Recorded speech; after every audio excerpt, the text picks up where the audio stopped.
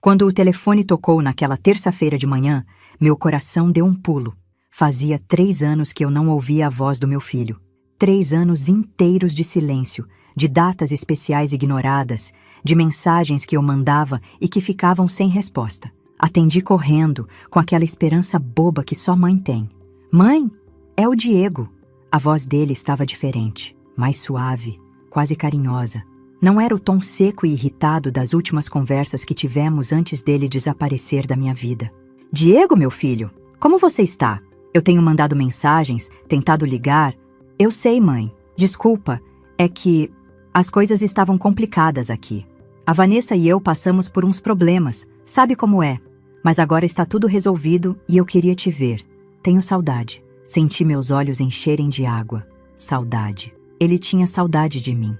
Depois de 3 anos me ignorando, me deixando sem notícias dos meus netos, de repente ele tinha saudade.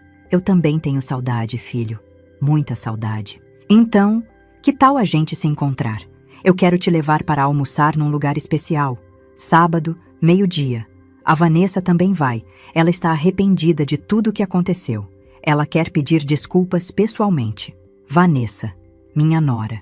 A mulher que há 3 anos praticamente me expulsou da vida deles, dizendo que eu era tóxica, que eu interferia demais, que eu nunca respeitava as decisões deles. Lembrei da última vez que nos vimos na casa deles. Eu tinha levado umas roupinhas para o Pedro, meu neto mais novo. Ela olhou para as peças e disse na frente do Diego: "A senhora não consegue parar de querer controlar tudo, né? Eu já falei que escolho as roupas dos meus filhos, mas a senhora nunca escuta." Diego não disse nada. Ficou olhando para o chão enquanto ela me destratava. Depois daquele dia, as ligações foram ficando mais raras até sumirem completamente. E agora ela queria pedir desculpas? Mãe, você tá aí? Tô, filho. Tô só... surpresa. É tão de repente. Eu sei. Mas é que a gente conversou muito, eu e a Vanessa. A gente percebeu que foi injusto com você. Você sempre foi uma mãe presente, sempre nos ajudou. E a gente te cortou da nossa vida por bobagem. Os meninos perguntam por você, sabia? O Pedro fica olhando as fotos e pergunta quando vai ver a vovó. Meu peito apertou.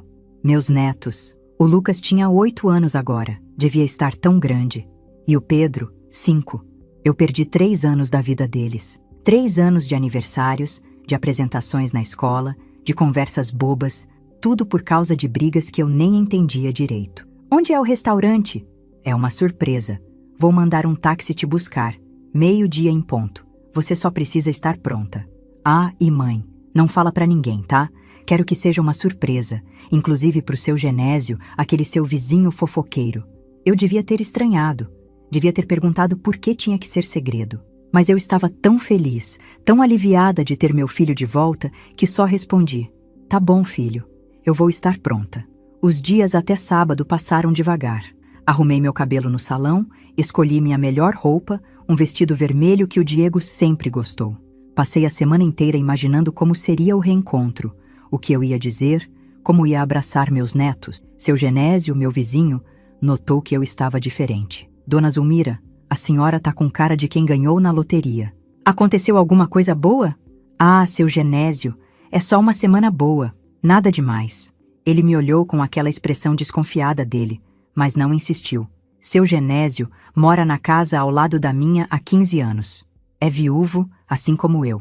E a gente sempre teve uma amizade tranquila. Ele cuida do jardim dele, eu cuido do meu.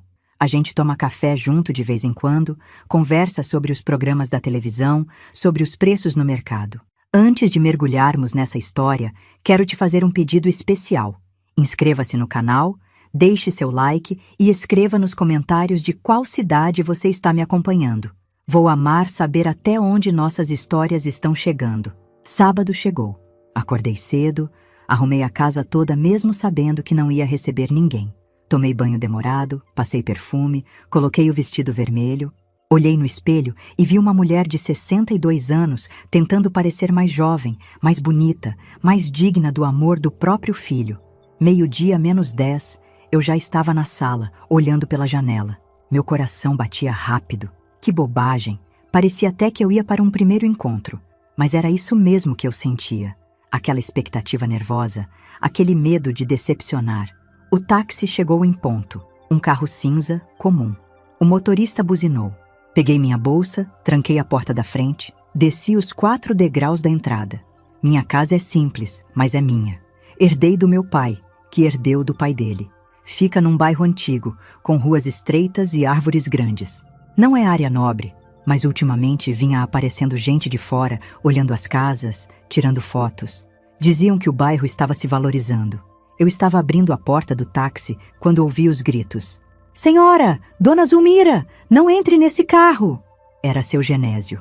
Ele tinha saído correndo de dentro da casa dele. Estava no portão, gritando e acenando os braços feito doido. "Não entre! Pelo amor de Deus, a senhora precisa confiar em mim." O motorista do táxi olhou para mim, depois para o seu Genésio, sem entender nada. Eu fiquei parada com a mão na porta do carro, sem saber o que fazer. "Senhora, a gente vai perder a reserva do restaurante", o motorista falou, impaciente. Mas alguma coisa no desespero do seu Genésio me fez hesitar. Ele nunca tinha agido daquele jeito. Nunca. Ele era um homem calmo, educado, discreto. "Espera um momento", falei para o motorista, e caminhei até o portão do seu Genésio. "O que foi? O que está acontecendo?"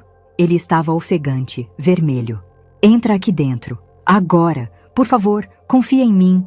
Olhei para trás. O motorista do táxi estava mexendo no celular, parecendo irritado. "Mas eu tenho um almoço, o Diego." "É exatamente por isso. Entra, eu explico tudo. Mas não entra naquele carro." Pelo amor de Deus. Tinha algo nos olhos dele. Terror real. Seu Genésio estava com medo de verdade. Tomei uma decisão.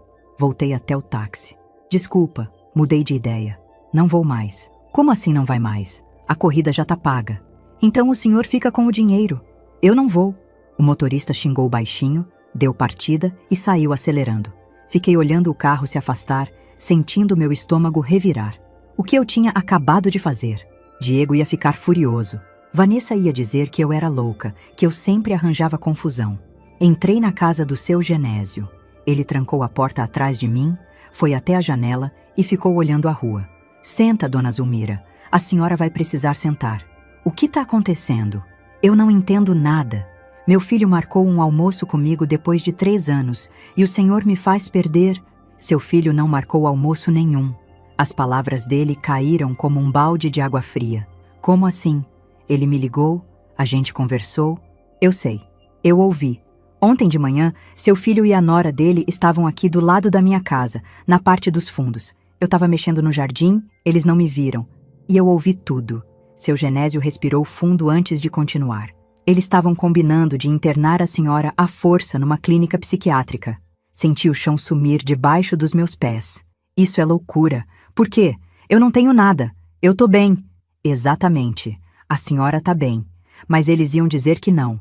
Iam dizer que a senhora tem Alzheimer, que tá tendo delírios, que não consegue mais cuidar de si mesma. Já tem até laudo médico falso pronto. Mas isso é crime. Ninguém pode internar uma pessoa assim. Podem se tiverem os documentos certos e o médico certo. E eles têm. A Vanessa conhece um psiquiatra que faz esse tipo de coisa por dinheiro. Em 48 horas a senhora ia estar dopada numa clínica particular. E eles iam ter documentação para assumir controle da sua casa e da sua aposentadoria." Comecei a tremer. Não podia ser verdade. Meu filho, meu Diego, o menino que eu criei sozinha depois que o pai morreu.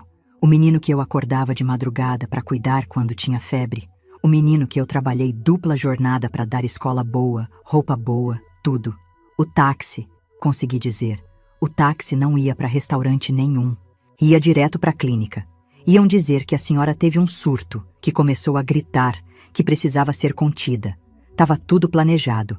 Foi aí que ouvimos as sirenes. Seu Genésio e eu corremos até a janela. 2 carros da polícia e um caminhão do Corpo de Bombeiros estavam parando na frente da minha casa. Eu liguei para eles", seu Genésio disse baixinho. "Logo depois que seu filho foi embora, porque eu notei uma coisa." "O quê?" "Cheiro de gás, vindo da sua casa. Alguém mexeu na sua tubulação. Os bombeiros arrombaram a porta da minha casa. Eu assisti tudo da janela do seu Genésio, segurando a cortina com tanta força que minhas unhas ficaram brancas. 3 homens entraram correndo, um deles gritando para os outros sobre concentração de gás. Minha vizinha do outro lado, Dona Irene, estava na calçada de camisola assustada. Um policial veio até a casa do seu Genésio. Ele explicou a situação, mostrou onde tinha ouvido a conversa do Diego com a Vanessa. O policial anotou tudo. Depois olhou para mim com uma expressão que eu não conseguia decifrar. Pena, talvez. Ou nojo. A senhora tem algum lugar para ficar hoje? Até a gente verificar a segurança da residência? Ela fica aqui. Seu Genésio respondeu antes que eu pudesse falar. Eu tenho quarto de hóspedes. Fiquei 3 dias na casa do seu Genésio. 3 dias que pareceram 3 anos. Eu não conseguia comer direito. Não conseguia dormir.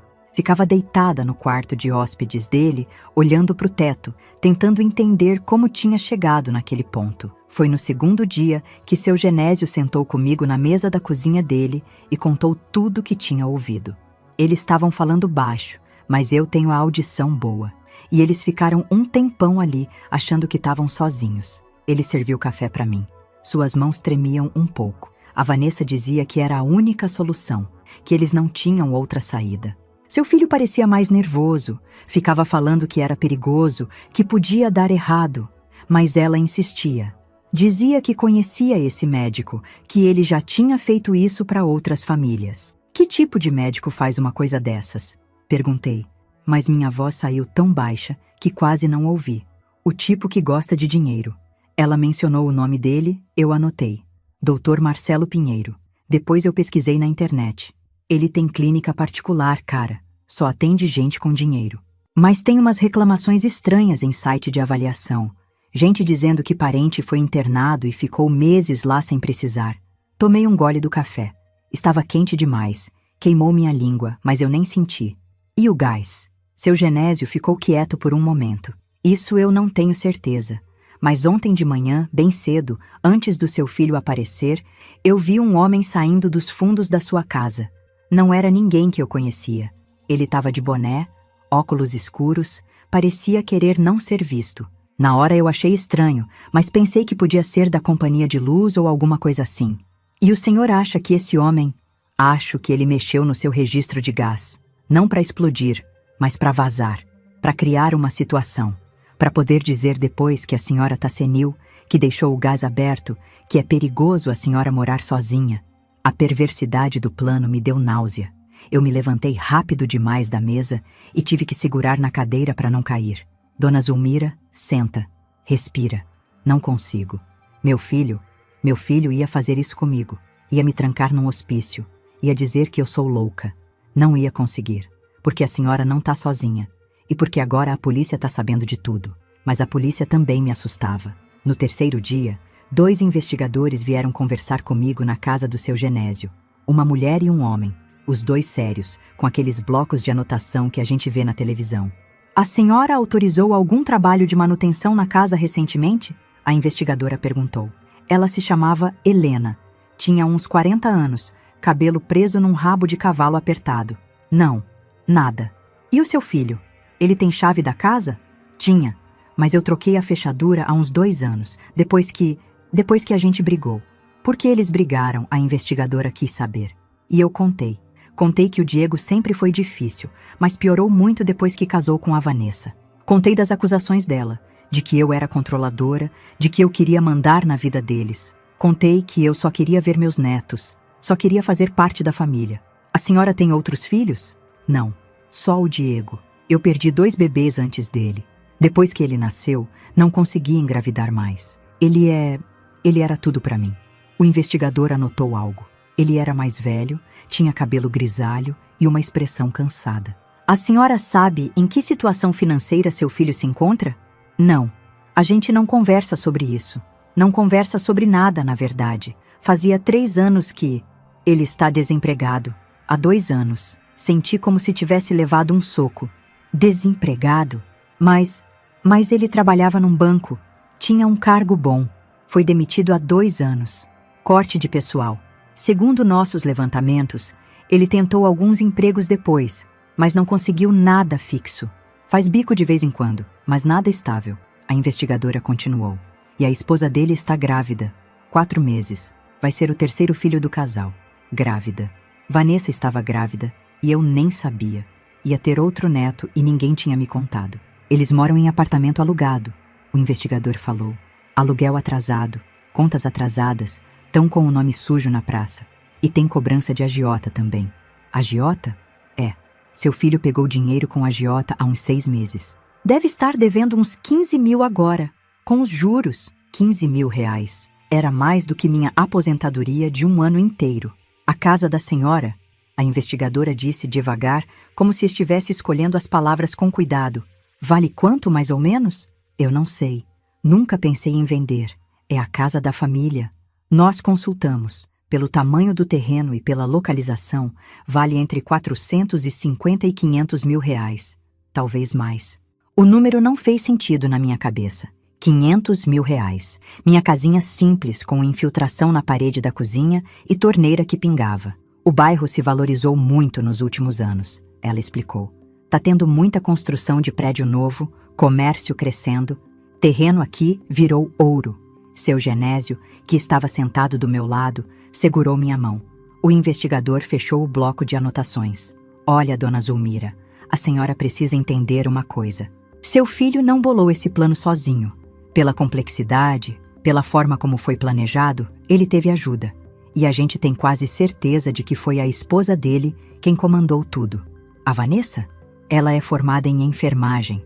Trabalhou em hospital psiquiátrico por 3 anos antes de casar. Conhece os trâmites, sabe como funciona a internação compulsória, conhece médicos que, digamos, não são tão éticos. Lembrei da Vanessa na minha casa, anos atrás, olhando ao redor com aquele jeitinho avaliativo. Lembrei dela perguntando se a casa era quitada, se tinha escritura, se estava no meu nome. Na época, eu achei que era só conversa, interesse genuíno. E o médico? Perguntei. Esse tal de Marcelo Pinheiro? Nós já estamos investigando ele. Não é a primeira vez que o nome dele aparece em situações suspeitas, mas ele é esperto. Sempre tem documentação impecável, sempre tem justificativa. É difícil pegar ele. A investigadora se levantou. A senhora vai precisar tomar algumas providências legais. Proteger seus bens, sua pessoa. Tem advogado? Não. Então vai precisar arrumar um. E rápido. Porque mesmo com a polícia sabendo do plano, nada impede seu filho de tentar outras vias legais. Ele pode entrar com pedido de interdição, alegar que a senhora não tem condições de cuidar de si mesma. E se ele apresentar laudos médicos, mesmo que falsos, isso pode complicar. Depois que eles saíram, fiquei sentada na mesa da cozinha do seu Genésio sem conseguir me mexer. Ouvia o relógio da parede fazendo tic-tac. Ouvia os carros passando na rua lá fora. Tudo parecia normal, mas nada era normal. Quanto dinheiro a senhora tem guardado? Seu Genésio perguntou baixinho. Um pouco. Minha aposentadoria é só um salário mínimo, mas eu sempre guardei um pouquinho todo mês. Deve ter uns 8 mil na poupança. E seu filho sabe disso? Sabe. Aliás, há uns 4 meses atrás ele me ligou. Foi a única vez nesses 3 anos. Pediu dinheiro emprestado. Disse que era para pagar dentista do Pedro, que o menino precisava fazer tratamento urgente. Eu ofereci 5 mil reais. Ele ficou bravo, disse que não era o suficiente, que eu era egoísta. A gente brigou e ele desligou na minha cara. Seu Genésio balançou a cabeça. Não era para dentista nenhum. Era para pagar a agiota. Eu sei disso agora. Naquela noite, eu não dormi nada. Fiquei deitada no quarto de hóspedes, olhando pela janela.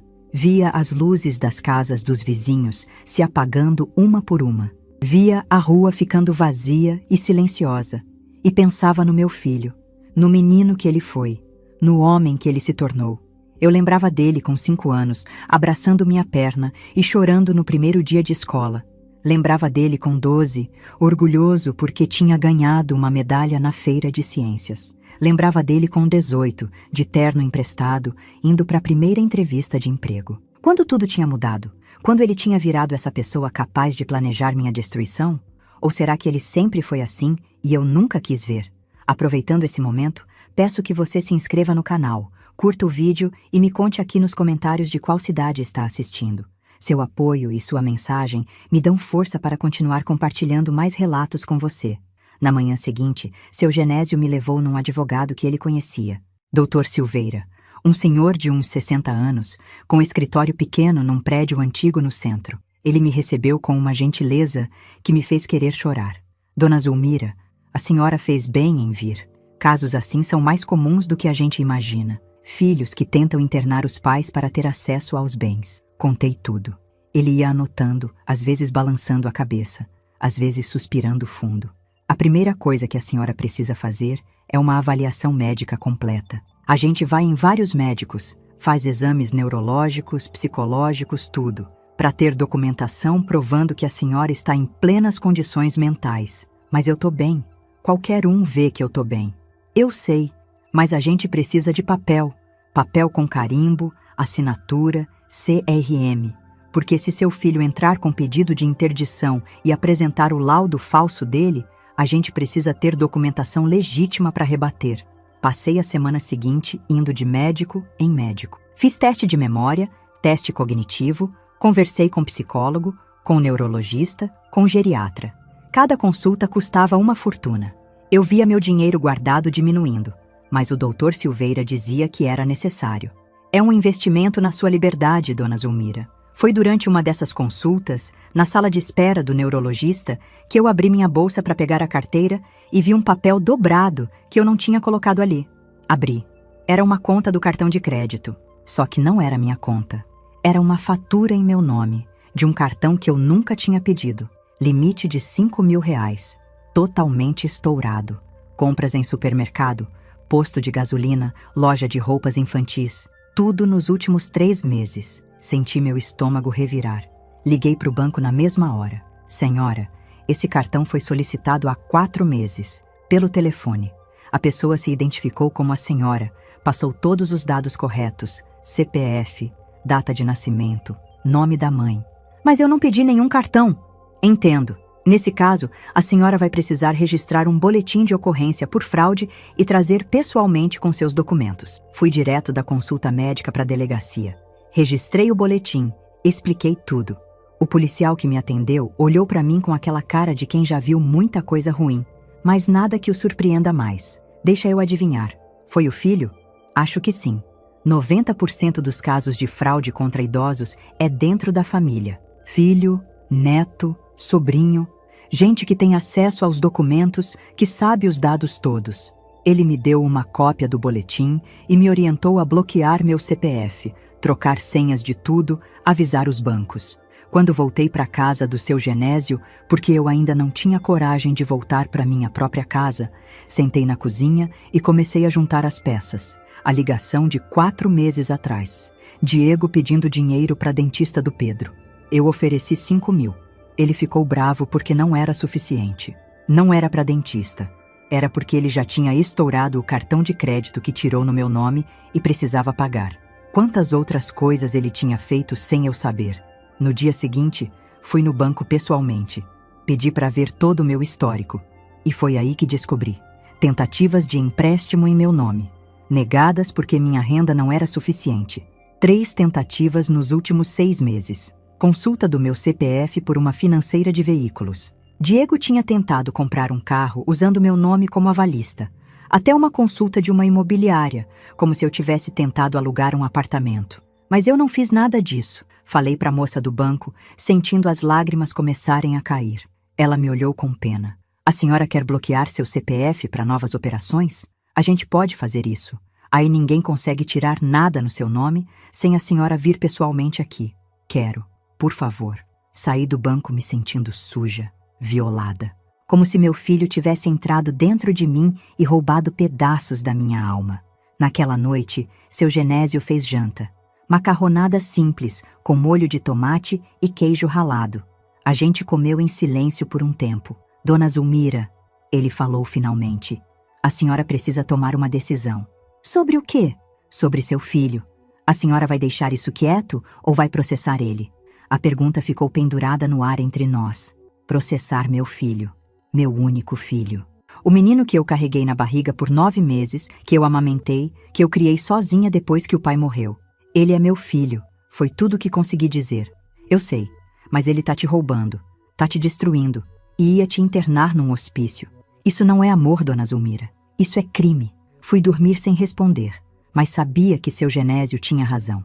No fim de semana, o doutor Silveira me ligou. Dona Zulmira, eu tenho novidades e não são boas. Meu coração disparou. Seu filho deu entrada num pedido de interdição. Alega que a senhora tem Alzheimer em estágio avançado, que teve episódios de confusão mental, que colocou fogo na cozinha sem querer, que sai de casa e não lembra como voltar. Apresentou 3 laudos médicos. Laudos falsos, provavelmente, mas são laudos de médicos com CRM ativo. Um deles é do tal Dr. Marcelo Pinheiro. Os outros 2 eu não conheço, mas vou investigar. E o que eu faço? A gente vai na audiência e apresenta nossos laudos. Mostra que a senhora está em perfeitas condições. Mas, dona Zulmira, eu preciso que a senhora entenda uma coisa. Mesmo que a gente ganhe, mesmo que prove que tudo é mentira, seu filho pode tentar de novo. E de novo. Enquanto a senhora for dona dos seus bens, ele vai continuar tentando. Então, o que eu faço? Dou tudo? Fico sem nada? Não. A senhora protege. Coloca a casa num trust. Faz um testamento bem feito, nomeia procuradores de confiança que não sejam da família. Tira o poder dele sobre a senhora. Mas ele é meu filho. Ele deveria ser a pessoa em quem eu mais confio. A voz do Dr. Silveira ficou mais suave. Deveria, mas não é. E quanto mais rápido a senhora aceitar isso, mais segura vai ficar. A audiência foi marcada para 2 semanas depois. Nesse meio tempo, eu fiz exatamente o que o Dr. Silveira mandou. Transferi a casa para um trust. Fiz um testamento deixando tudo para uma instituição de caridade que cuida de crianças abandonadas. Dei procuração para o seu Genésio e para uma prima distante que sempre foi honesta comigo. Diego não sabia de nada disso. Na véspera da audiência, ele me ligou. Fazia quase 1 mês que a gente não falava. Eu olhei para o telefone tocando, o nome dele na tela e minha mão tremeu. Atendi. Mãe? Oi, Diego. Mãe, a gente precisa conversar sobre esse mal-entendido todo. Mal-entendido. Ele chamou de mal-entendido. Que mal-entendido? Essa história da clínica. A Vanessa me explicou direitinho. Ela estava preocupada com a senhora morando sozinha naquela casa grande. A gente só queria ajudar. Ajudar me internando à força? Não era à força, mãe. Era para a senhora ser avaliada, para ver se estava tudo bem. A senhora anda esquecida. O seu Genésio falou que a senhora deixou o gás aberto. Eu não deixei gás nenhum aberto. Alguém mexeu na minha tubulação. Tá vendo? Isso é paranoia, mãe. A senhora tá vendo conspiração onde não tem. Respirei fundo. Não ia deixar ele me manipular. Diego, eu sei do cartão de crédito, sei das tentativas de empréstimo, sei de tudo. Silêncio do outro lado. Mãe, eu posso explicar? E eu sei que você entrou com pedido de interdição, com laudos falsos. Não são falsos. A senhora tá doente e não quer aceitar. A voz dele tinha mudado.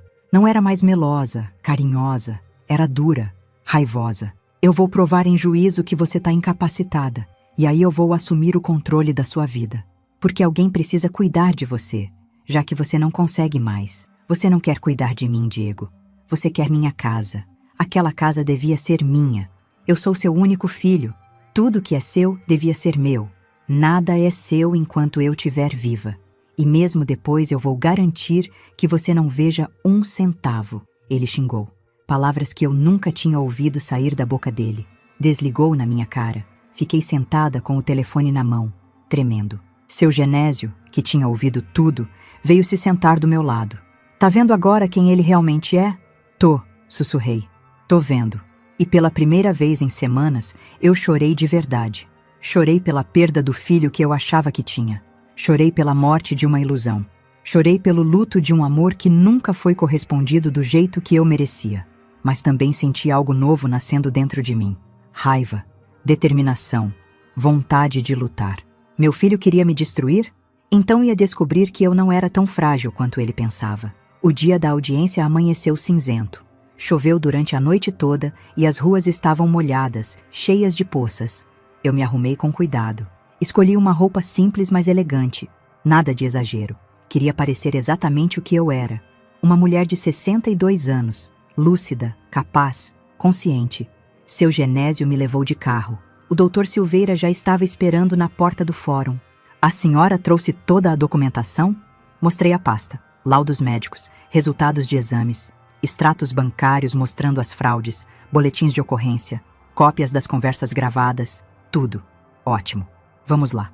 A sala de audiência era pequena, com aquele cheiro de papel velho e mofo. Diego já estava lá, com Vanessa. Ela estava grávida, a barriga já aparecendo embaixo do vestido florido. Tinham trazido os 2 meninos, Lucas e Pedro, meus netos. Meu coração apertou quando vi eles. O Lucas tinha crescido tanto. E o Pedro? O Pedro me viu e acenou.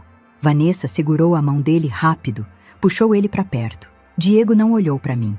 Ficou de cabeça baixa, mexendo no celular.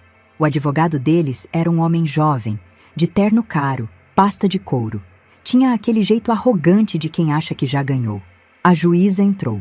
Uma mulher de uns 50 anos, cabelo curto, óculos na ponta do nariz. Ela olhou para todo mundo com uma expressão cansada.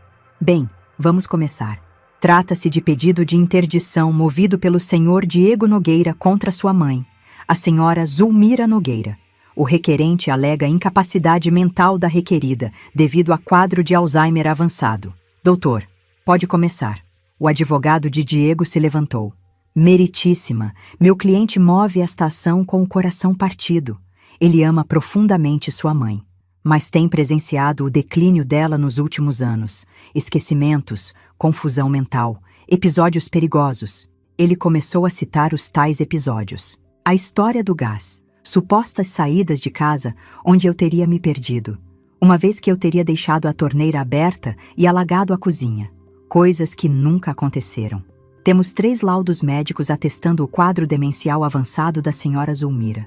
Médicos renomados com anos de experiência. Ele entregou os laudos para a juíza. Ela leu em silêncio, de vez em quando anotando algo. E a senhora? Ela perguntou, olhando para mim. Quer se manifestar? Me levantei. Minhas pernas tremiam, mas minha voz saiu firme. Meritíssima, tudo isso é mentira. Eu nunca consultei com esses médicos, nunca tive episódio nenhum de confusão. Essas histórias foram inventadas. O advogado de Diego sorriu com desdém. Com todo respeito, meritíssima. É exatamente isso que uma pessoa com demência diria. Negação é parte da doença. Foi aí que o Dr. Silveira se levantou. Meritíssima, se me permite. Temos aqui laudos de 5 médicos diferentes. Todos examinaram minha cliente nas últimas 3 semanas. Neurologista, geriatra, psiquiatra, psicólogo e clínico geral. Todos atestam que a senhora Zulmira está em perfeitas condições mentais. Ele entregou nossa documentação. A juíza pegou, começou a ler. Vi a expressão dela mudando. E mais, meritíssima. Temos provas de que o requerente, senhor Diego, cometeu diversos crimes contra sua mãe. Abriu cartão de crédito em nome dela. Tentou fazer empréstimos fraudulentos, mexeu na tubulação de gás da casa dela e planejava interná-la à força numa clínica psiquiátrica para assumir controle dos bens dela. Isso é absurdo, Diego gritou, levantando. É mentira. Minha mãe está sendo manipulada por esse vizinho aí, o tal de Genésio. Ele quer o dinheiro dela para ele. Seu Genésio, sentado atrás de mim, nem se mexeu. Só ficou olhando para o Diego com uma expressão triste. A juíza bateu o martelo. Silêncio. Senhor Diego, sente-se. Ela continuou lendo nossa documentação. Os minutos passavam. O relógio da parede fazia tic-tac. Vanessa estava inquieta, mexendo na bolsa. Os meninos, entediados, cutucavam um ao outro. Finalmente, a juíza tirou os óculos. Doutor, ela olhou para o advogado de Diego. O senhor tem conhecimento de que um desses laudos apresentados pelo seu cliente foi assinado pelo Dr. Marcelo Pinheiro? Sim, meritíssima, médico renomado, com clínica particular, que está sendo investigada pelo Conselho Regional de Medicina por emissão de laudos fraudulentos. Já há 3 processos administrativos contra ele e mais 2 processos criminais. O advogado empalideceu. Eu não sabia disso, meritíssima. Pois deveria. E esses outros 2 médicos aqui, ela apontou para os outros nomes nos laudos, também estão sob investigação. Curiosamente, os 3 trabalham na mesma clínica. Ela se virou para Diego. Senhor Diego, o senhor está ciente de que apresentar laudo médico falso é crime? Que pode dar de 2 a 6 anos de prisão? Diego ficou branco. Vanessa segurou o braço dele. Meritíssima, meu marido foi enganado. Ele não sabia que os laudos eram falsos. Ele só queria ajudar a sogra. Senhora Vanessa, a senhora é enfermeira, correto? Sim. Trabalhou em hospital psiquiátrico? Trabalhei. Então a senhora sabe muito bem como funciona o processo de internação compulsória. E sabe que não pode ser feito baseado em laudos falsos. Vanessa não respondeu. A juíza voltou a atenção para mim. Senhora Zulmira, a senhora está pedindo alguma medida protetiva contra seu filho? O doutor Silveira respondeu. Sim, meritíssima. Pedimos que o senhor Diego seja proibido de se aproximar da senhora Zulmira. Pedimos também que seja determinada investigação criminal sobre as fraudes cometidas. Deferido. Senhor Diego, o senhor está proibido de se aproximar de sua mãe num raio de 200 metros. Qualquer contato, seja pessoal, telefônico ou por mensagem, será considerado descumprimento de ordem judicial. Além disso, estou encaminhando cópia deste processo para o Ministério Público para que tome as providências criminais cabíveis. Diego se levantou de novo, desesperado. Mas ela é minha mãe. Como eu vou ver minha mãe? O senhor deveria ter pensado nisso antes de tentar interná-la num hospício e roubar os bens dela. A juíza bateu o martelo. Quanto ao pedido de interdição, nego. A senhora Zulmira está plenamente capaz. Audiência encerrada. Saímos da sala. Diego e Vanessa ficaram para trás, discutindo baixo com o advogado deles. Ouvi pedaços da conversa. Você disse que ia funcionar? Os laudos eram bons, o Marcelo garantiu. E agora? Como a gente vai pagar o agiota? No corredor, o doutor Silveira me deu os parabéns. A senhora se saiu muito bem, mas dona Zulmira não baixe a guarda. Gente desesperada faz coisa desesperada. Ele tinha razão. 2 semanas depois, recebi uma ligação. Era da mãe da Vanessa, uma mulher que eu tinha visto poucas vezes, sempre sisuda, de poucas palavras. Dona Zulmira? É a Marineide, mãe da Vanessa. Oi, Marineide. Eu preciso falar com a senhora. Pessoalmente. É sobre meus netos. Marcamos de nos encontrar numa lanchonete perto da casa dela. Quando cheguei, ela já estava lá. Parecia cansada, mais velha do que eu lembrava. Dona Zulmira, eu peço desculpa, pela minha filha, pelo que ela fez com a senhora. Você sabia? Não. Descobri só depois da audiência. A Vanessa me contou chorando, dizendo que tinha dado tudo errado, que ia ter que devolver os meninos para mim porque eles iam ser despejados do apartamento. Despejados? O aluguel tá atrasado há 4 meses. O Diego perdeu o último bico que tinha. Eles não têm de onde tirar dinheiro. E tem essa história de agiota. Ela respirou fundo. Dona Zulmira, eu tenho os meninos comigo desde que isso tudo começou. O Lucas e o Pedro. A Vanessa praticamente largou eles na minha casa. Diz que não tem condição de cuidar, que tá grávida, que tá doente. Mas eu também sou aposentada. Também não tenho muito dinheiro. E eu tô velha. Cansada, olhei para ela e vi meu próprio cansaço refletido. Por que você tá me contando isso? Porque os meninos perguntam pela senhora. O Pedro, principalmente. Ele lembra da senhora. Lembra dos bolos que a senhora fazia, das histórias que contava. E eu pensei, sei que a senhora não tem obrigação nenhuma, não depois do que fizeram. Mas talvez a senhora queira ver eles, meus netos, que eu não via há 3 anos. Que eu tinha perdido tanto tempo de vida deles. Eles sabem do que o pai e a mãe tentaram fazer comigo? Não, eles são pequenos demais para entender. Mas eles sabem que tem alguma coisa errada. Que os pais estão brigados com você. E isso deixa eles tristes. Saí de lá com o coração partido. Queria ver meus netos. Mas tinha medo. Medo de me apegar e eles serem usados como arma de novo. Medo de virar refém do meu próprio amor. Conversei com seu Genésio naquela noite. O que eu faço? A senhora faz o que o coração mandar, mas com cuidado, sempre com cuidado. No fim, decidi ver os meninos, mas com regras claras, na casa da Marineide, com ela presente, sem levar presente de primeira, sem promessas, só para matar a saudade. Quando o Pedro me viu, correu e me abraçou. Chorei ali mesmo, na sala da Marineide, segurando meu neto que tinha crescido tanto. Vovó, por que você sumiu? Não fui eu que sumi, amor. Foram vocês. Mas ele era pequeno demais para entender. Enquanto isso, a vida de Diego e Vanessa desmoronava. Ouvi pelos vizinhos. Ouvi pela Marineide. Eles foram despejados. Tiveram que vender os móveis. Foram morar num quartinho nos fundos da casa de uma tia da Vanessa. Diego arrumou emprego numa fábrica. Turno da noite. Ganhava pouco. Vanessa, grávida de 7 meses, não conseguia trabalhar. E o agiota continuava cobrando. Parte de mim sentia pena. Parte de mim pensava que eles mereciam. E parte de mim, a maior parte, só sentia um vazio triste onde antes tinha amor. Meu filho tinha se tornado um estranho perigoso que eu precisava manter distância. E era isso que doía mais. Não a traição, não a tentativa de me roubar, mas a morte definitiva da ilusão de que algum dia eu teria meu filho de volta. 3 meses depois da audiência, recebi uma ligação inesperada. Era a investigadora Helena, aquela que tinha vindo na minha casa no começo de tudo. Dona Zulmira, a senhora pode vir até a delegacia? Tenho algumas coisas para mostrar. Fui com seu Genésio. Na delegacia, Helena nos levou para uma sala pequena. Fechou a porta. A gente prendeu o Dr. Marcelo Pinheiro e ele tá cantando que nem passarinho. Ela abriu uma pasta cheia de papéis. Ele confessou tudo. Os laudos falsos, o esquema com a clínica, os pacientes que ele mantinha internados sem necessidade só para sugar o dinheiro das famílias. E ele entregou todo mundo que trabalhava com ele. E o Diego? Seu filho vai ser indiciado.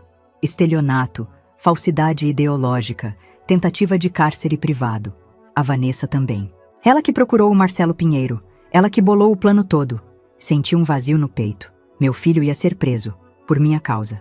Não, me corrigi. Por causa dele mesmo. Pelas escolhas que ele fez.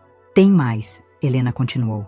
A gente investigou as finanças deles. Descobrimos que o Diego deve pro agiota muito mais do que a gente pensava. Não são 15 mil. São 43 mil reais. 43 mil. Um valor absurdo. E sabe como ele fez essa dívida? Jogando. Aposta online.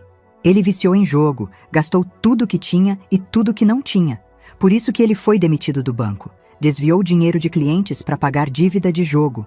O banco não quis fazer escândalo. Demitiu ele silenciosamente. Cada revelação era uma pancada. Eu não conhecia meu filho. Nunca tinha conhecido. A Vanessa sabia de tudo, inclusive do desvio no banco. E em vez de ajudar ele, ela incentivou, porque ela também tem problemas. A gente descobriu que ela usou dinheiro da mãe dela para pagar cirurgia plástica há 2 anos. A mãe, a Marineide, quase perdeu a casa por causa disso. Lembrei da Marineide, cansada, criando os netos. Ela também tinha sido vítima da própria filha. O que vai acontecer com eles agora? Depende. Se a senhora quiser retirar a queixa, talvez eles peguem só medidas alternativas. Mas com tudo que a gente descobriu, é difícil. O Ministério Público já está envolvido. Saí da delegacia atordoada. Seu Genésio dirigiu em silêncio até a casa dele. Eu ainda morava lá, na casa dele. Não tinha voltado para minha casa ainda. Não conseguia. Naquela noite, não dormi. Ficava pensando nas escolhas que tinha pela frente. Retirar a queixa significava deixar meu filho livre. Mas livre para quê? Para continuar mentindo, roubando, destruindo? De manhã, tomei uma decisão. Liguei para o Dr. Silveira. Eu não vou retirar a queixa. Ouvi ele respirar do outro lado. A senhora tem certeza? Tenho. Se eu proteger ele agora, vou estar dizendo que tudo bem fazer o que ele fez. E não é tudo bem. Ele precisa enfrentar as consequências. Entendo. E acho que a senhora está certa. Na semana seguinte, Diego foi indiciado. Vanessa também. Os dois assinaram termo de comparecimento mensal na delegacia. Não podiam sair da cidade. Estavam sendo investigados criminalmente. Foi a mãe da Vanessa quem me contou o resto. Eles perderam tudo, dona Zulmira. O Diego foi demitido da fábrica quando descobriram os antecedentes. A Vanessa teve o bebê, uma menina, mas está com depressão pós-parto. Não consegue cuidar. Eu fiquei com a nenê também.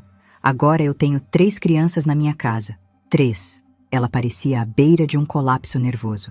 E o pior é que o agiota não para de cobrar. Ligam todo dia. Já foram na casa da tia onde eles estão morando. Ameaçaram.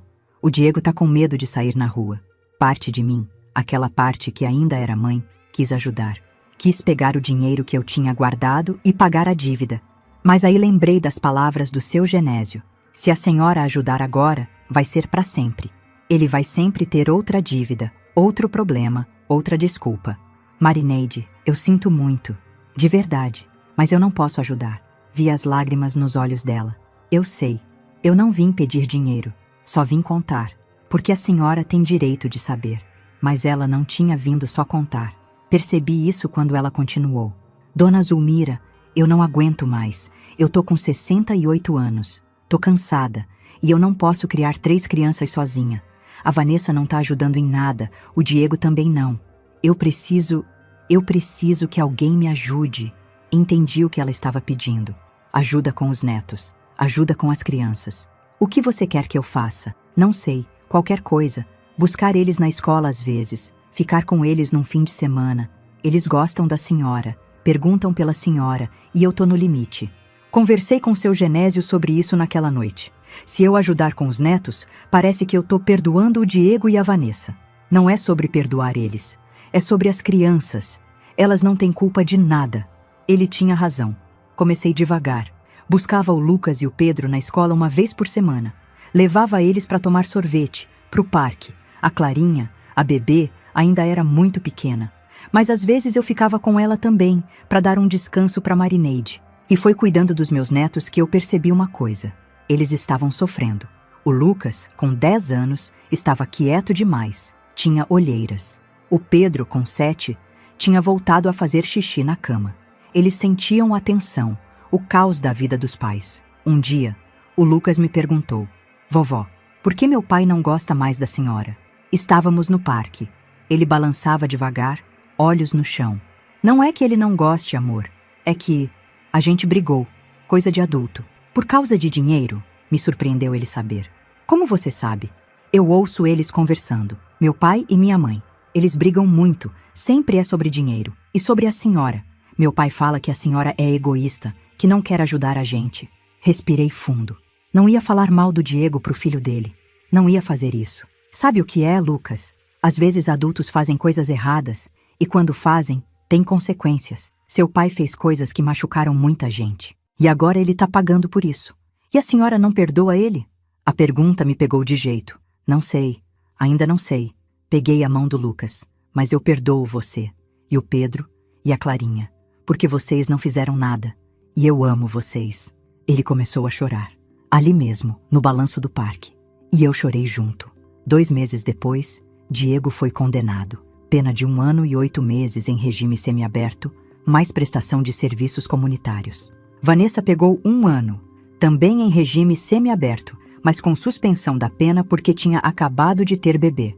O doutor Marcelo Pinheiro pegou 6 anos de prisão. Os outros médicos envolvidos também foram condenados. A clínica foi fechada. Soube de tudo pelo jornal. Nem fui na audiência de sentença. Não quis ver. Foi a Marineide quem apareceu na minha porta 1 semana depois da condenação. Dona Zulmira, eu preciso falar com a senhora. É urgente. Ela estava desesperada. Entrou, sentou na sala e começou a chorar antes mesmo de falar. A Vanessa fugiu. Ela pegou o dinheiro que eu tinha guardado, R$ 400, e fugiu. Deixou os 3 meninos comigo. Deixou uma carta dizendo que não aguenta mais, que vai começar vida nova em outro estado. Senti o chão sumir. E o Diego? Tá preso. Já começou a cumprir pena. E eu tô sozinha com 3 crianças. Dona Zulmira, eu não dou conta. Não dou conta mais. Ela me olhou com um desespero que eu conhecia bem. Eu vou ter que entregar eles pro conselho tutelar. Pra adoção. Não tenho escolha. Não. Falei antes mesmo de pensar. Não entrega. Então me ajuda, por favor.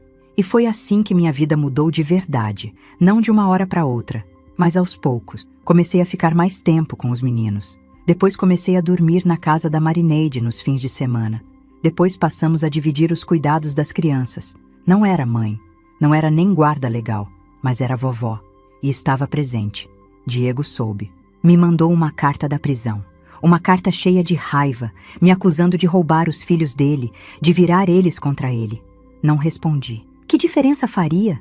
Meu filho tinha feito escolhas, e agora vivia com elas, assim como eu vivia com as minhas. E pela primeira vez em muito tempo, minhas escolhas estavam me trazendo paz, não dor.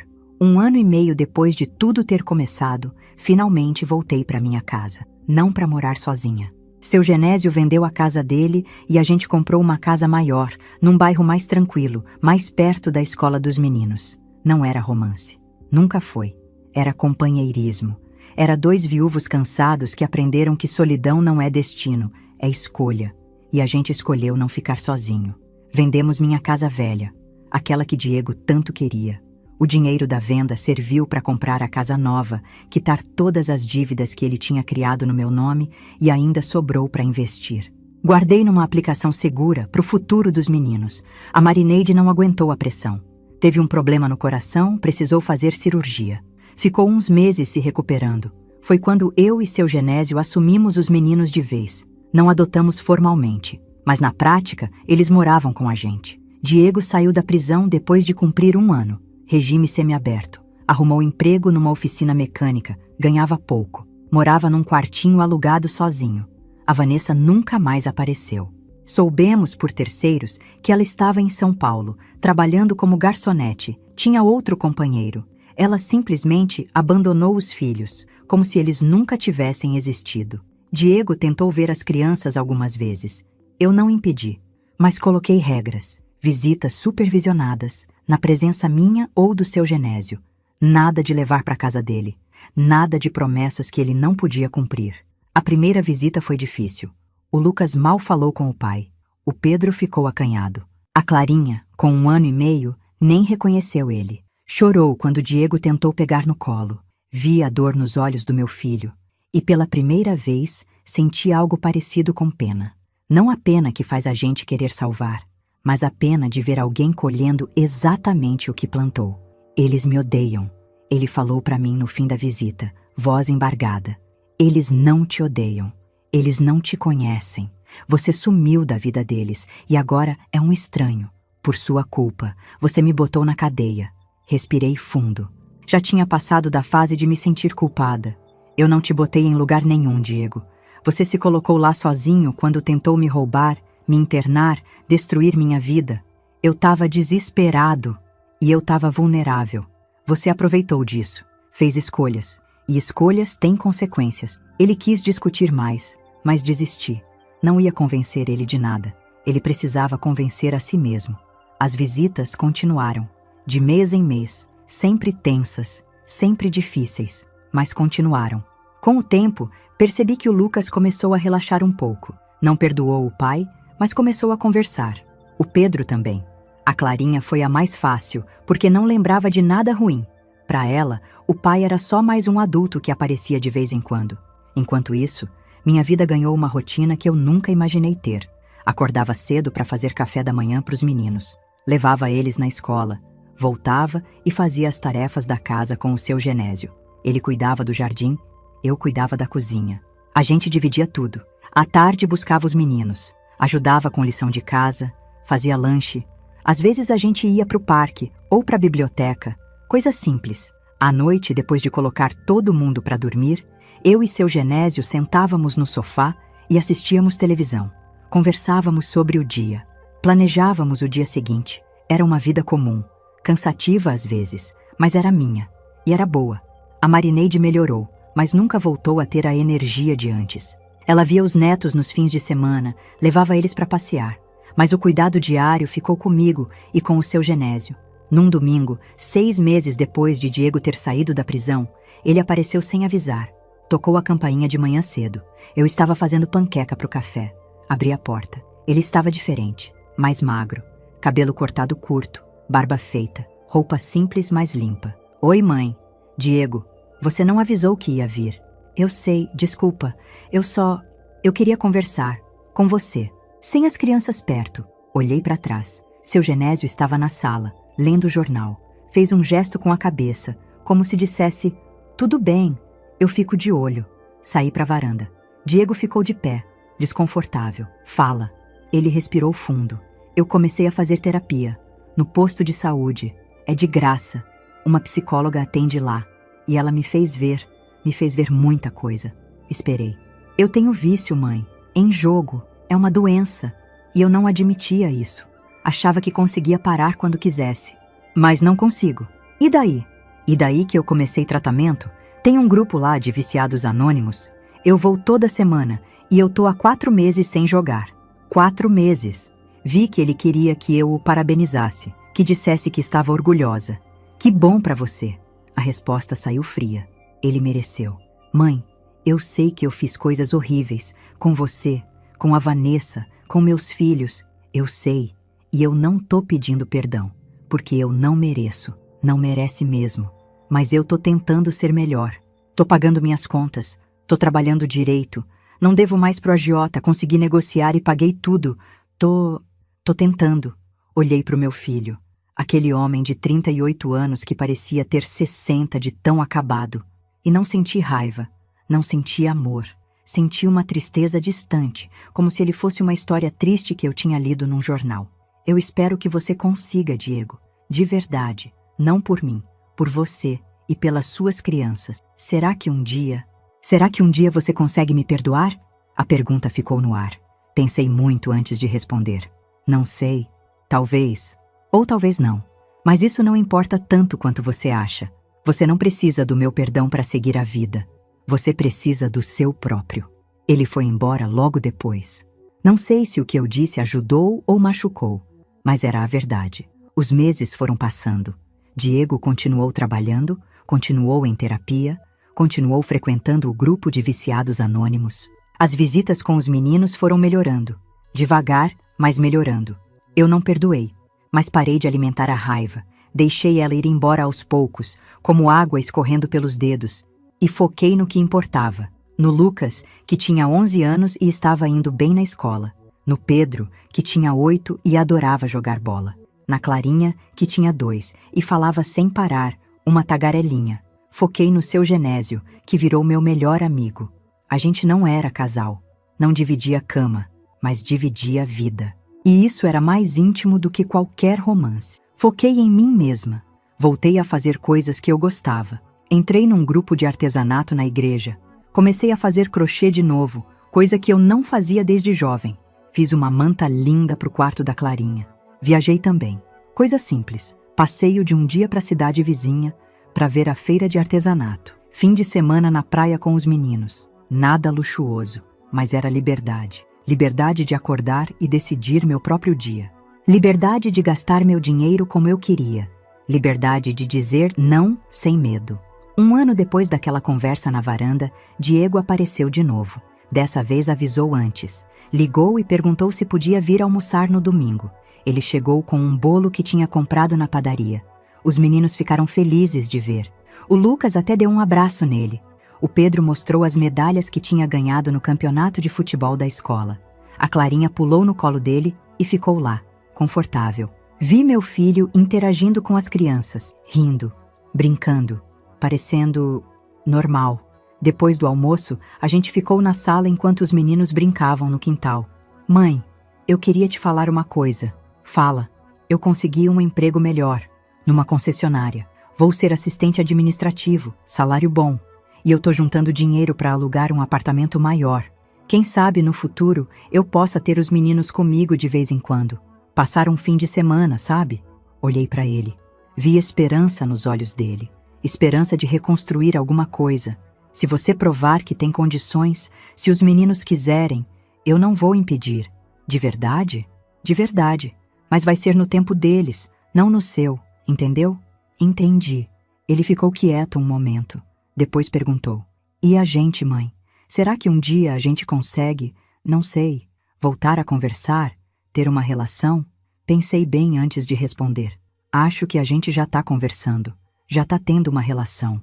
Não é a relação que você quer, ou que eu sonhei, mas é o que é possível agora. E talvez isso seja suficiente. Vi ele engolir as lágrimas. É mais do que eu mereço. Talvez, mas não é sobre merecer. É sobre reconstruir. E reconstrução leva tempo. Ele foi embora no fim da tarde. Os meninos acenaram da janela. Naquela noite, deitada na minha cama, na minha casa, cercada pela minha família escolhida, pensei em tudo que tinha acontecido. Tinha quase perdido tudo. Minha liberdade, minha casa, minha sanidade. Meu filho tinha tentado me destruir por dinheiro. Tinha planejado me trancar num hospício, me roubar, me anular. E no fim, quem tinha perdido tinha sido ele. Perdeu a família, perdeu a liberdade, perdeu anos da vida dos próprios filhos. Eu tinha ganhado. Não da forma que imaginava, mas tinha ganhado. Ganhei paz, ganhei liberdade verdadeira. Ganhei a certeza de que não precisava mais aceitar migalhas de amor, que não precisava mais me diminuir para caber na vida de ninguém. Ganhei uma família nova, não de sangue, mas de escolha. Seu Genésio, meus netos, a Marineide, que virou amiga de verdade. E ganhei eu mesma de volta. A Zulmira que eu tinha esquecido que existia. A mulher que tinha vontades, opiniões, força. Ouvi a Clarinha se mexendo no berço ao lado da minha cama. Ela ainda dormia perto de mim. Tinha medo do escuro. Levantei, ajeitei o cobertor nela, dei um beijo na testa quentinha. Vovó tá aqui, meu amor. sussurrei e voltei para a cama. Fechei os olhos e dormi em paz. Paz de quem lutou e sobreviveu.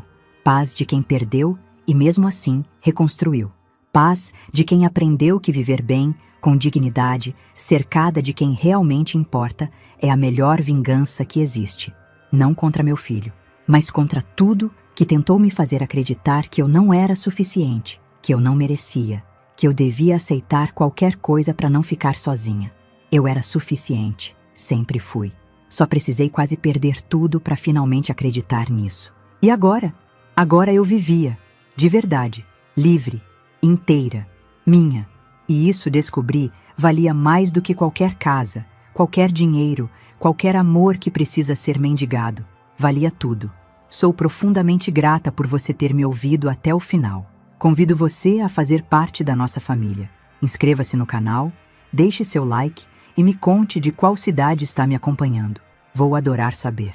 Transparência sobre o conteúdo. Os vídeos apresentam narrativas 100% fictícias, criadas somente para fins de entretenimento, reflexão moral e educacional, com o objetivo de transmitir lições de vida, valores humanos e familiares. Trata-se de uma produção original da equipe humanizada. Todos os nomes, personagens, lugares, eventos e conflitos são fictícios, e qualquer semelhança com pessoas ou fatos reais é mera coincidência. O material visual consiste em dramatizações ilustrativas. Este conteúdo não constitui aconselhamento jurídico, financeiro, psicológico ou profissional. As ações mostradas fazem parte apenas da narrativa. Recursos de inteligência artificial são utilizados somente como apoio na criação de elementos visuais e sonoros. Todo o processo criativo é feito manualmente.